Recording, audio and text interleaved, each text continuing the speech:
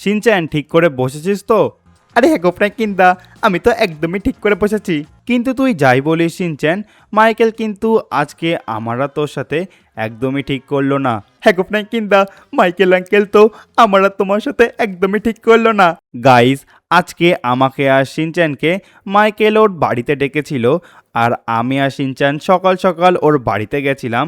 কিন্তু guys, Michael আজকে আমাকে আর শিনচ্যানকে যা অপমান করেছে। মাইকেল নিজের একটা নতুন গাড়ি কিনেছে, আর আজকে ওই গাড়িটা দেখানোর জন্যই আমাদেরকে ডেকেছিল ওর বাড়িতে। আর গাইস, আমি একটা স্কুটি চালাই বলে মাইকেল আমাকে অনেকটাই অপমান করেছে, আর শিনচ্যানকেও অনেক উল্টোপাল্টা কথা বলেছে। কিন্তু মাইকেল আঙ্কেল এত টাকা পাই কোথা থেকে? আরে শিনচ্যান, তুই জানিস না, মাইকেলের একটা গাড়ি শোরুম আছে, আর সেই গাড়ির শোরুম থেকে ওর প্রায় অনেক টাকায় ইনকাম হয়। আরে এটা কি হলো রে শিনচ্যান, গাড়িটা হঠাৎ বন্ধ হয়ে গেল। আর ইয়ার ফ্র্যাঙ্কলিনদা, কি হলো গো আবার? দাঁড়া তো গাইস, হঠাৎ করে স্কুটিটা তো বন্ধ হয়ে গেল। শিনচ্যান দাঁড়া, তুই গাড়িতেই বস। কিন্তু গাইস, গাড়িতে তো কোনো অসুবিধা দেখতে পাচ্ছি না, কিন্তু গাড়িটা হঠাৎ করে বন্ধ হয়ে গেল কেন? একটা সেকেন্ড, আমার মনে হচ্ছে গাইস গাড়িটার ইঞ্জিন বড্ড গরম হয়ে গেছে, তাই জন্য গাড়িটা এখন বন্ধ হয়ে গেছে। আর ইয়ার ফ্র্যাঙ্কলিনদা, এইবার কি হবে? এইবার আমরা বাড়ি কি করে যাব? আরে শিনচ্যান, তুই একদমই চিন্তা করিস না, আমার যা মনে হচ্ছে গাড়িটার ইঞ্জিন একটু গরম হয়ে গেছে, আর কিছুক্ষণের মধ্যেই গাড়িটা ঠিক হয়ে যাবে। আর ইয়ার ফ্র্যাঙ্কলিনদা, দেখো মাইকেল আঙ্কেলের কিন্তু একটা গাড়ির শোরুম আছে, আর দেখো আমাদের তো কিছুই নেই, আমরা এই একটা স্কুটি করে ঘুরে বেড়াচ্ছি। তুমিও একটা ব্যবসা করো না, তাহলে তো আমরাও অনেক টাকা ইনকাম করতে পারি, আর নতুন নতুন গাড়ি কিনতে পারি। আরে শিনচ্যান, এটা তুই কি বলছিস? আমি আবার কিসের ব্যবসা করবো রে? আর ইয়ার ফ্র্যাঙ্কলিনদা, আমাদের লস স্যান্টোসে তো কোনো বাইকের শোরুম নেই, তুমি একটা কাজ করো না, একটা বাইকের শোরুম খুলে ফেলো, তাহলে কিন্তু আমরা বাইক বিক্রি করে অনেক টাকা ইনকাম করতে পারবো। হঠাৎ করে বাইকের শোরুম খোলার ইচ্ছা হলেই কি আমরা খুলতে পারবো? তুই কি জানিস বাইকের শোরুম খুলতে গেলে আমাদের কত টাকা লাগবে? আরে ফ্র্যাঙ্কলিনদা, দেখো আমরা যত টাকা দিয়েই শোরুমটা খুলি না, কিন্তু পরে আমরা বাইক বিক্রি করে টাকাটা তুলতে পারবো তো। তা তো তুই ঠিক কথা বলেছিস শিনচ্যান, কিন্তু দেখ এখন তো হাতে টাকা পয়সা নেই, আর এই বিষয়টা নিয়ে আমি পরে ভাবনা চিন্তা করব। এখন গাইস, আমি ভাবছি কি করে আমি আর শিনচ্যান বাড়ি যাব, কারণ গাইস স্কুটিটা তো এখন খারাপ হয়ে গেছে। দাঁড়াও, একটা কাজ করি, কিছুক্ষণ অপেক্ষা করি, তারপরে দেখি স্কুটিটা স্টার্ট নেয় কি না। অল রাইট গাইস, প্রায় 2 ঘন্টা মতন আমি আর শিনচ্যান এই রাস্তায় দাঁড়িয়েছিলাম, আর ফাইনালি কিন্তু এখন আমাদের স্কুটিটা আবার চলা শুরু হয়ে গেছে। সন্ধে ছাড়িয়ে কিন্তু প্রায় রাত হয়ে গেছে। এখন আমাকে আর শিনচ্যানকে বাড়ি যেতে প্রায় অনেক রাতই হয়ে যাবে। এখন চলো আমি তাড়াতাড়ি গাড়িটা চালিয়ে বাড়ির দিকে চলে যাই।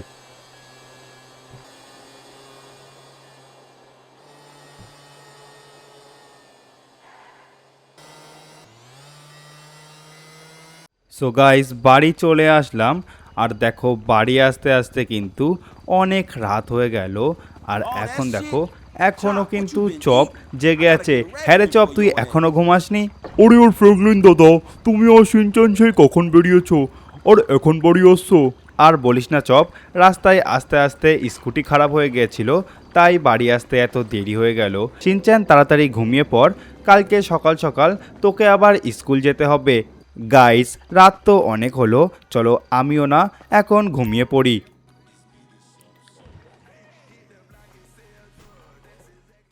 সো গাইস, আমি না ঘুমাচ্ছিলাম, আর হঠাৎ করে আমার ঘুমটা ভেঙে গেল। আর দেখো এইদিকে শিনচ্যান কিন্তু ওর মতন ঘুমাচ্ছে। আর গাইস, এখন না রাত 3টে বাজে, আর এখন হঠাৎ করে আমার ঘুমটা ভেঙে গেছে। আর গাইস, আমার ঘুম ভাঙার একটাই কারণ, মাইকেলের বাড়িতে আজকে যা অপমান হতে হয়েছে আমাকে আর শিনচ্যানকে। আমাকে তো কিছু একটা করতেই হবে যাতে আমি এর বদলাটা নিতে পারি।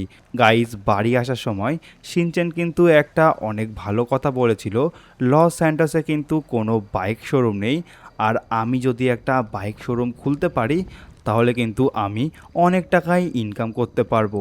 দাঁড়াও গাইস, আমি একটা কাজ করি, আমি না ট্রাভারকে একবার ফোন করে দেখি, ওর কাছে কিন্তু প্রায় সব কিছুরই খবর থাকে, আর ও আমাকে ভালো করে বলতে পারবে একটা বাইক শোরুম খুলতে মোটামুটি কত টাকা খরচা হতে পারে। দাঁড়াও গাইস, আমি না ট্রাভারকে ফোন করে দেখি। হ্যালো ট্রাভার, আমার কথা শুনতে পাচ্ছিস? আরে কি হলো রে ফ্র্যাঙ্কলিন, এত রাতে তুই আমাকে ফোন করছিস কেন? আর ট্রাভার, একটা দরকারের জন্য তোকে আমি এত রাতে ফোন করলাম। আরে তোর আবার কি দরকার পড়লো রে? তাড়াতাড়ি বল, আমি তো ঘুমাচ্ছিলাম, তুই আমার ঘুমটাই ভাঙিয়ে দিলি। আমার মাথায় একটা বুদ্ধি আসলো, যদি আমি একটা বাইক শোরুম খুলতে চাই তাহলে মোটামুটি কত টাকা খরচা হতে পারে রে? আরে ফ্র্যাঙ্কলিন, তুই কি এই মাঝরাতে পাগল টাগল হয়ে গেলি নাকি? একটা বাইক শোরুম খুলতে মোটামুটি 200 কোটি টাকার মতন খরচা আছে। অত টাকা তুই পাবি কোথা থেকে রে? একটা বাইক শোরুম খুলতে 200 কোটি টাকা লাগবে? আরে হ্যাঁ রে, একটা বাইক শোরুম খুলতে ওই প্রায় 200 কোটি টাকা মতন খরচা হবে। আর আমাদের লস স্যান্টাসে তো কোনো বাইক শোরুমও নেই। আমি যদি 200 কোটি টাকা জোগাড় করতে পারি তাহলে তুই কি আমাকে সাহায্য করবি একটা বাইক শোরুম খোলার? আরে কি বলছিস রে তুই ফ্র্যাঙ্কলিন? 200 কোটি টাকা তুই কোথা থেকে পাবি? আরে তুই ওই সব ছাড়, 200 কোটি টাকা আমি ঠিক জোগাড় করে নেব। তুই আমাকে বল, তুই আমাকে সাহায্য করতে পারবি কি না? আরে তুই যখন বলছিস আমি তোকে সাহায্য করে দেব, কিন্তু তুই টাকার ব্যবস্থাটা কর, তারপরে বাকিটা আমি দেখে নিচ্ছি।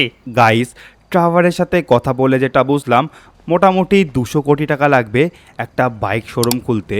আর গাইস, 200 কোটি টাকা আমি কোথা থেকে পাবো সেটাই ভাবছি। দাঁড়াও, আমাকে একটু ভাবতে দাও। আচ্ছা গাইস, যদি আমি লেস্টারের কাছে যাই, লেস্টারের কাছে তো কম বেশি সকল সময় কাজকর্ম থাকে, তাহলে কিন্তু আমি কিছু টাকা ইনকাম করতে পারবো। এত রাতে যদি আমি লেস্টারকে ফোন করি তাহলে ও হয়তো আমার ফোনটা ধরবে না। কালকে সকাল সকাল লেস্টারের বাড়ি চলে যাব। চলো গাইস, আমি না এখন ঘুমিয়ে পড়ি। সো গাইস, এখন না সকাল 10:30 বেজে গেছে। আর চলো এখন না তাড়াতাড়ি লেস্টারের বাড়ির দিকে যাই। এই দেখো চপ এখানে বসে আছে। হ্যাঁ রে চপ, এখানে বসে বসে কি করছিস সকাল সকাল? আরে ফ্র্যাঙ্কলিন দাদা, তুমি তো এত তাড়াতাড়ি ঘুম থেকে ওঠো না, আজকে এত তাড়াতাড়ি ঘুম থেকে উঠলে? আরে এখন আমি একটা দরকারি কাজে যাচ্ছি, তাই জন্য আমি তাড়াতাড়ি ঘুম থেকে উঠে পড়েছি। চলো গাইস, এখন চপের সাথে বেশি কথা না বাড়িয়ে তাড়াতাড়ি বেরিয়ে পড়ি। বেশি দেরি হয়ে গেলে লেস্টারকে বাড়ি না পেতেও পারি।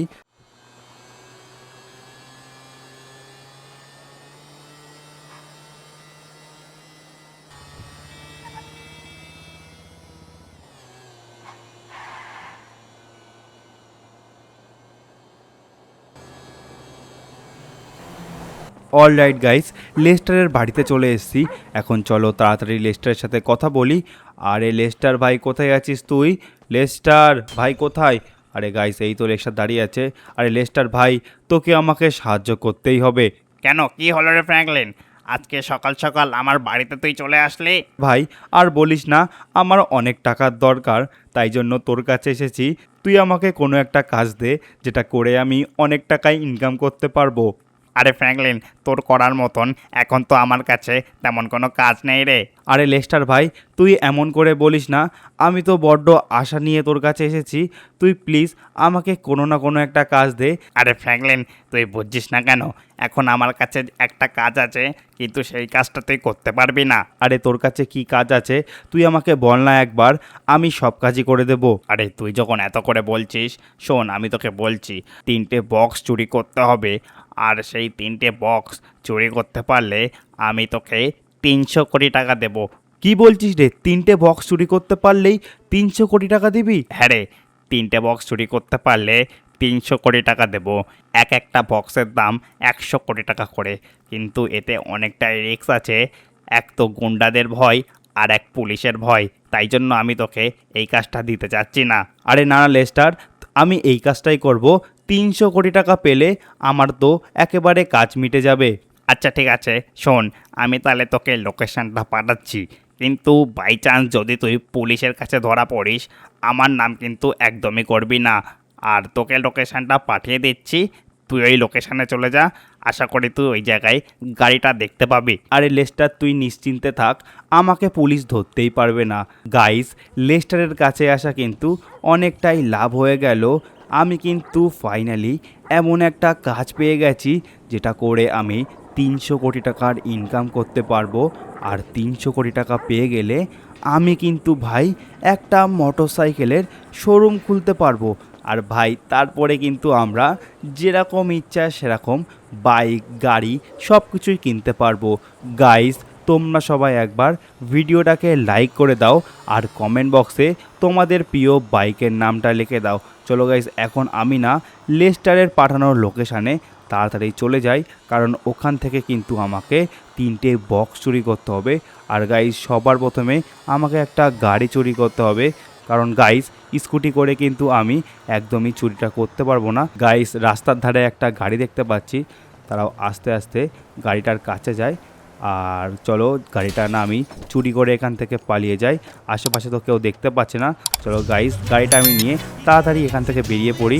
আমি আশা করি কেউ আমাকে দেখতে পায়নি, আমি এই গাড়িটা নিয়ে যাচ্ছি। চলো বন্ধুরা, এখন তাড়াতাড়ি লেস্টারের দেওয়ার লোকেশনে পৌঁছাই, আর সেখান থেকে আমাকে বক্সগুলো চুরি করতে হবে।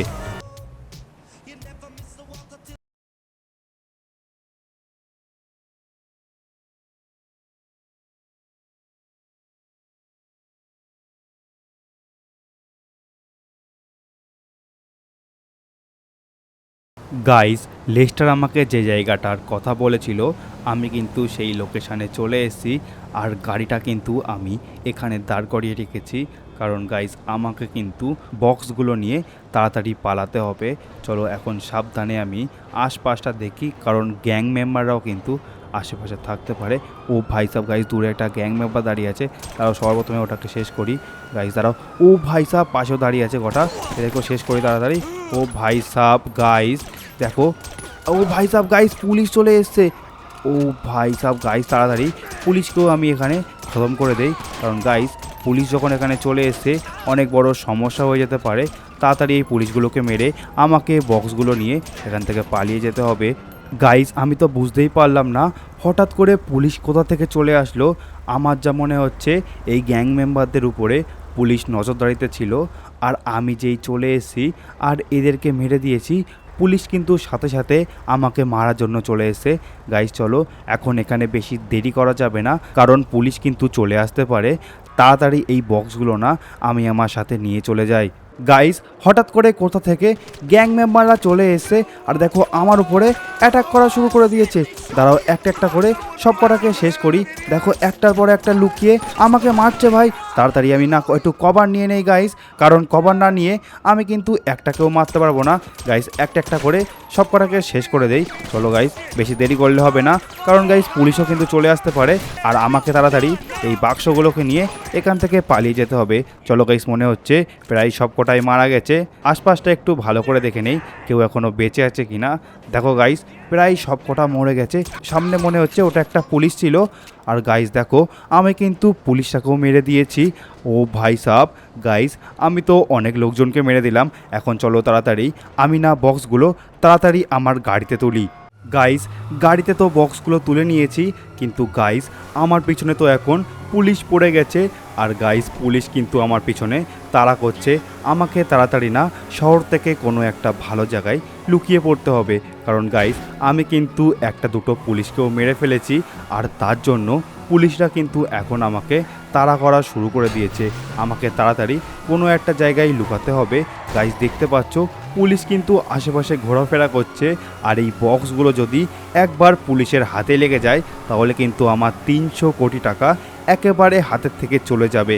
গাইস তাড়াতাড়ি পালাতে হবে। ও ভাই সাব গাইস, সামনে দেখো পুলিশের গাড়ি ভাই আমাকে আটকে দিয়েছে। আমি কিন্তু জাহেক করে এখান থেকে বেরিয়ে পড়েছি। আর দেখো গাইস, সামনে কিন্তু একের পর এক পুলিশ আমার সামনে আসছে, কিন্তু গাইস আমাকে তাড়াতাড়ি কোনো একটা সেফ জায়গায় পালিয়ে যেতে হবে। গাইস দাঁড়াও, আমি একটা কাজ করি, এই সাইড দিয়ে উপরের দিকে বেরিয়ে যাই। আর গাইস দেখো, আমার মনে হচ্ছে উপরে হেলিকপ্টার পর্যন্ত চলে এসছে। ও ভাই সাব গাইস, আমাকে না তাড়াতাড়ি কোনো না কোনো একটা সেফ জায়গায় লুকিয়ে পড়তে হবে। চলো গাইস, আমি না গাড়িটা তাড়াতাড়ি চালাই, কিন্তু গাড়িটা তো ভাই বেশি জোরে চালানোই যাচ্ছে না। ও ভাই সাব গাইস, আমাকে তাড়াতাড়ি এখন পালাতে হবে। গাইস আমার পিছনে কিন্তু অনেক পুলিশই লেগে আছে, আমাকে কোনো না কোনো একটা জায়গায় তাড়াতাড়ি লুকিয়ে পড়তে হবে, কারণ গাইস আমি যদি একবার ধরা পড়ি তাহলে কিন্তু লেস্টারের অনেক টাকা লস হয়ে যাবে, আর তার সাথে সাথে আমারও অনেক টাকা লস হয়ে যাবে। গাইস চলো তাড়াতাড়ি না আমি একটা সেফ জায়গা খুঁজি এবং সেখানে কিছুদিন গা ঢাকা দিয়ে বসে থাকবো। চলো গাইস, তাড়াতাড়ি গাড়িটা নিয়ে যাই। আর ভাই জলের উপরে কিন্তু গাড়িটা চলতে অনেকটাই অসুবিধা হচ্ছে। চলো গাইস দেখো, আশপাশ দিয়ে কিন্তু পুলিশের গাড়ি ঘোরাফেরা করছে। ও ভাই সাপ! গাইস, প্রায় অনেক খোঁজাখুঁজির পরে আমি শহর থেকে দূরে একটা জায়গা খুঁজে পেয়েছি। আর গাইস, গাড়িটা না আমি এখানে রেখে দিয়েছি। আর এরপরে আমি কিছুটা বিচলি এর উপরে দিয়ে দেব, যাতে কেউ বুঝতে না পারে এখানে একটা গাড়ি রাখা আছে। আর গাইস, আমি না কিছুদিন এই পাহাড়ের উপরে থেকে কাটাবো, যাতে পুলিশ আমাকে খুঁজে না পায়। আর কিছুদিন পরে আমি বাড়ি চলে যাব। দাঁড়াও, এখন আমি একটা কাজ করি। বক্সগুলো যখন আমি নিয়ে আসতে পেরেছি, তাহলে আমার তো 300 কোটি টাকা ইনকাম হয়ে গেল। গাইস, এইবার তো আমি আমার বাইকের শোরুমটা খুলতে পারবো। ট্রাভারকে আমি ফোন করি, ফোন করে বলে দেই ও যেন সব কিছু রেডি রাখে। টাকার জোগাড় তো আমাদের হয়ে গেছে। আর ইয়ার বন্ধুরা, প্রায় 9-10 দিন মতন হয়ে গেছে ফ্র্যাঙ্কলিন দা বাড়িতে নেই। সেই যে আমি আর ফ্র্যাঙ্কলিন দা মাইকেল আঙ্কেলের বাড়িতে গিয়েছিলাম, আর তারপরে অপমানিত হবার পর থেকে ফ্র্যাঙ্কলিন দার মনটা অনেকটাই খারাপ ছিল। আর তারপর থেকে কিন্তু ফ্র্যাঙ্কলিন দা বাড়ি নেই। জানি না বন্ধুরা, ফ্র্যাঙ্কলিন দা কোথায় গেছে, কি করছে, কবে যে বাড়ি আসবে। আমার মনটা তো অনেকটাই খারাপ। তোমরা একটু বলো না ফ্র্যাঙ্কলিন দাকে তাড়াতাড়ি বাড়ি আসতে। গাইস, প্রায় 10 দিন হয়ে গেছে, আর 10 দিন পরে আজকে আমি বাড়ি ফিরছি। আর গাইস, একটা খুশির খবর হলো, আমাদের বাইকের শোরুমটা এখন তৈরি হয়ে গেছে। ট্রাভার আমাকে ফোন করেছিল আর বলল আমাদের বাইকের শোরুমটা এখন পুরোপুরি তৈরি হয়ে গেছে। গাইস, আজকে আমি বাড়ি চলে এসেছি, আর এখন আমি শিনচ্যানকে নিয়ে যাব আমাদের নতুন বাইকের শোরুমের ওখানে। শিনচ্যান তো পুরো সারপ্রাইজ হয়ে যাবে। গাইস, চলো দেখি তো শিনচ্যান কোথায় আছে। আরে শিনচ্যান ভাই, কোথায় রে? আরে শিনচ্যান, এই তো। আর ইয়ার ফ্র্যাঙ্কলিন দা, তুমি 10 দিন ধরে কোথায় ছিলে গো? আমার তো বাড়িতে অনেকটাই ভয় করছিল। আরে শিনচ্যান, আমি 10 দিন ধরে কোথায় ছিলাম তুই সেটা একটু পরেই জানতে পারবি। শোন, তাড়াতাড়ি রেডি হয়ে নে, আমি আর তুই এখন একটু বাইরের দিকে যাব। আরে কেন গো ফ্র্যাঙ্কলিন দা, তুমি কি কোনো সারপ্রাইজ দেবে নাকি? আমাকে বলো না ও ফ্র্যাঙ্কলিন দা। আরে সারপ্রাইজ কিনা সেটা তো তুই দেখলেই বুঝতে পারবি। এখন নে, তাড়াতাড়ি রেডি হয়ে নে, দুজন মিলে বাইরের দিকে যাব। অল রাইট বন্ধুরা, ফাইনালি কিন্তু আমি আর শিনচ্যান চলে এসেছি আমাদের একদম নতুন শোরুমের সামনে। আর গাইস, তোমাদেরকে একবার আমি আমাদের এই শোরুমটা দেখাই। গাইস, তোমরা বাইরে থেকে দেখতেই পাচ্ছ আমাদের এই শোরুমটা কিন্তু অনেকটাই বড়। আর গাইস, তার সাথে সাথে তোমরা একটা জিনিস দেখতে পাচ্ছ, বাইরে কিন্তু অনেক লোকজন দাঁড়িয়ে আমাদের শোরুমের গাড়িগুলোর ছবি তুলছে। হ্যাঁ রে শিনচ্যান, কেমন লাগছে রে? আর ইয়ার ফ্র্যাঙ্কলিন দা, আমি তো বিশ্বাসই করতে পারছি না, এত বড় একটা শোরুম, তাও নাকি আমাদের। আরে হ্যাঁ রে শিনচ্যান, এত বড় শোরুম পুরোটাই আমাদের। গাইস, তোমরা শুধু একবার দেখো, আমাদের শোরুমের বাইরে কিন্তু বডিগার্ড রেখে দেওয়া হয়েছে। আর গাইস, শোরুমের ভিতরে যখন আমরা ঢুকবো, অটোমেটিকলি কিন্তু দরজাটা খুলে যাবে। আরে শিনচ্যান, তাড়াতাড়ি ভিতরে চলে আয় রে। গাইস, তোমরা একবার শোরুমের ভিতরটা দেখো। বাইরে এখানে একটা সুপার কার রাখা হয়েছে। আর গাইস, দেখছো দুজন কিন্তু এই গাড়িটা দেখছে, আর 1-2জন ছবিও তুলছে। আর গাইস, তাছাড়াও তোমরা একবার এই দিকে দেখো গাইস, আমাদের শোরুমে কত দামি দামি বাইক রাখা আছে। হ্যাঁ রে শিনচ্যান, কোন বাইকটা তোর পছন্দ হচ্ছে রে? আর ইয়ার ফ্র্যাঙ্কলিন দা, এতগুলো বাইক আমার তো খুবই মজা হচ্ছে। এই বাইকগুলো তো বিক্রি করে আমরা খুবই টাকা লাভ করতে পারবো। হ্যাঁ রে শিনচ্যান, এতগুলো বাইক আনা হয়েছে সব তো বিক্রি করারই জন্য। গাইস দেখো, এই সাইডেও দুটো বাইক রাখা হয়েছে। আর ভাই, তোমরা এই বাইকটাকে একবার দেখো, অনেকটাই ইউনিক টাইপের একটা বাইক। এর পিছনে কিন্তু একটা রকেট লঞ্চার লাগানো হয়েছে গাইস। আর এটা কিন্তু ফুল মডিফাই করা একটা বাইক। আর গাইস দেখো, আমাদের এই গ্যারেজে কিন্তু অনেকগুলো কর্মচারী রাখা হয়েছে, যারা যে যার মতন কাজকর্ম করছে। তো বন্ধুরা, আমাদের এই গ্যারেজটা তোমাদের কেমন লেগেছে তোমরা অবশ্যই একবার কমেন্ট বক্সে কমেন্ট করে জানিও। আর তোমাদের কোন বাইকটা ভালো লাগে সেটা কিন্তু জানাতে একদমই ভুলবে না। আর যারা যারা এখনও সাবস্ক্রাইব করোনি, তারা একবার সাবস্ক্রাইব করে পাশে থাকা বেল আইকনটা অলে প্রেস করে দাও। আর চাইলে তোমরা ডান দিকে আসা ভিডিওটাও দেখতে পারো।